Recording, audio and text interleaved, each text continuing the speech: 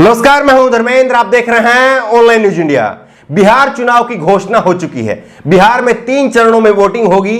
28 अक्टूबर को, 3 नवंबर को और 7 नवंबर को और 10 नवंबर को जो है वो नतीजे आएंगे। लेकिन एक बात साफ है कि बिहार के लोग रेनकोट पहन करके बैठ जाएं।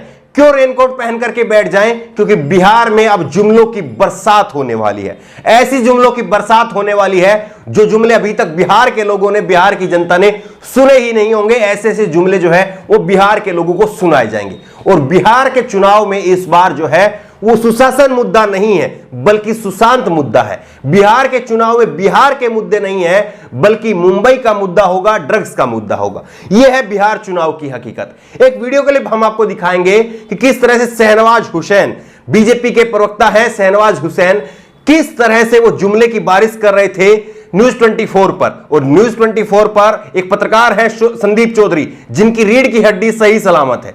उन्होंने सवाल पूछ लिया पलट करके और शहनवाज हुसैन की बोलती बंद हो गई। शिक्षा बजट को लेकर के कितना बड़ा जो है वो जुमला बोला लाइव शो के दौरान। और अगर यही कोई गोदी मीडिया का पत्रकार होता तो चुपचाप इसी बात को चले जाने देता। लेकिन संदीप चौधरी, मैंने कहा कि जिनकी रीढ़ की हड्डी जो है वो सही सलामत है, उन्होंने शहनवाज हुसैन को घेर लिया। किस तरह से आप देखिए कि शहनवाज हुसैन से सवाल पूछा गया था कि पिछले 15 साल में कितनी यूनिवर्सिटियां बनी हैं, कितने स्कूल कॉलेज बने हैं। शहनवाज हुसैन एक कॉलेज का, आप ध्यान से सुनिएगा, एक कॉलेज, एक यूनिवर्सिटी, एक स्कूल का नाम नहीं बता पाए कि 15 साल में उनकी नीतीश कुमार की सरकार ने, जो बीजेपी की और नीतीश कुमार की जो सरकार रही है, उन्होंने 15 साल में कितनी यूनिवर्सिटियां खोली है, कितने कॉलेज खोले हैं, वो एक यूनिवर्सिटी, एक स्कूल का नाम नहीं बता पाए।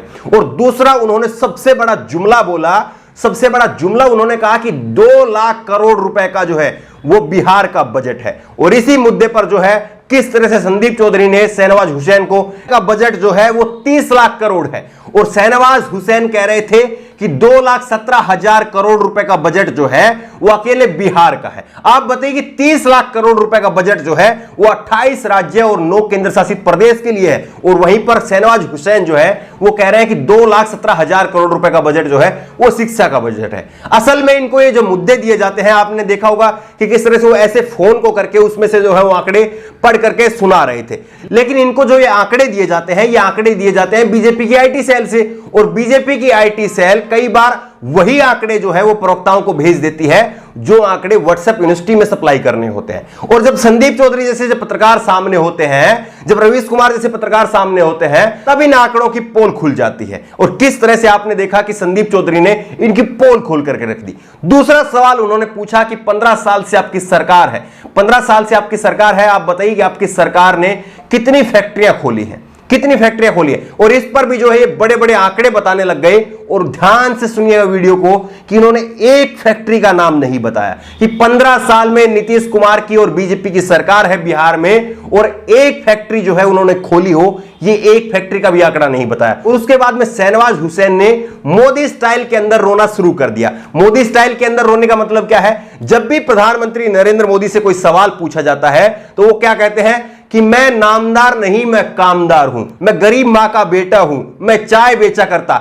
उसी तरह से जो है वो शहनवाज हुसैन जो है वो किस तरह से रोना शुरू कर देते हैं कि मैं बोरा बिछा करके पढ़ता था, आप जो है वो यूनिवर्सिटी कॉलेज में पढ़े हैं। देखिए एक बार किस तरह से जो है संदीप चौधरी ने पूरी तरह से शहनवाज हुसैन को एक्सपोज कर दिया। हुसैन कह रहे हैं कि 243 सीट में से 220 सीटें आएंगी, यानी विपक्ष के पास में आरजेडी जो पार्टी है, कांग्रेस की पार्टी है, पप्पू यादव की पार्टी है, और जो क्षेत्रीय दल है या जो निर्दलीय विधायक है, केवल उनके लिए 23 सीटें छोड़ी हैं। और 220 सीटें जो है वो कह रहे हैं कि बीजेपी की और नीतीश कुमार की पार्टी का जो गठबंधन है, एलजेपी भी उसमें रहेगी या नहीं रहेगी, यह भी बाकी है। वो कह रहे हैं कि 220 सीटें जो है वो हमारी आएगी। आप बताइए कि 2020 में 220 सीट का जो है वो नारा जो है वो बीजेपी की तरफ से दिया गया है। जुमलों में जो है और नारे गढ़ने में जो है इस पार्टी का कोई सानी नहीं है। लेकिन आप बताइए कि बिहार के जो फीडबैक मिल रहा है, और बिहार के आप खुद है या अपने बिहार के लोगों को जो है वो अभी चंद महीने पहले ही देखा है कि किस तरह से वो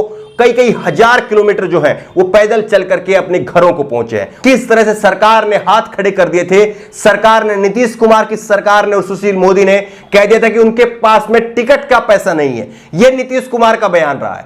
आप बताइए कि क्या 220 सीटें ऐसी परिस्थितियों में जो है वो बीजेपी की और नीतीश कुमार की पार्टी की आ सकती है, या सिर्फ ईवीएम है इसीलिए बीजेपी के नेता जो हैं वो 220 सीटों का दावा कर रहे हैं? आपकी राय क्या है बिहार चुनाव को लेकर के? आपको क्या लगता है कि बिहार की जनता जो है वो इस तरह के जुमलों में आने वाली है, या इस बार बिहार की जनता सबक सिखाने वाली है? आपकी राय क्या है नीचे कमेंट बॉक्स में अपनी राय जरूर दें, और इसी तरह की तमाम खबरों के लिए ऑनलाइन न्यूज इंडिया को सब्सक्राइब करें। धन्यवाद। इस खबर को अभी लाइक करें, शेयर करें, और ऑनलाइन न्यूज इंडिया की सभी खबरें अपने मोबाइल फोन पर सबसे पहले देखने के लिए अभी चैनल को सब्सक्राइब करें और घंटी जरूर दबाएं।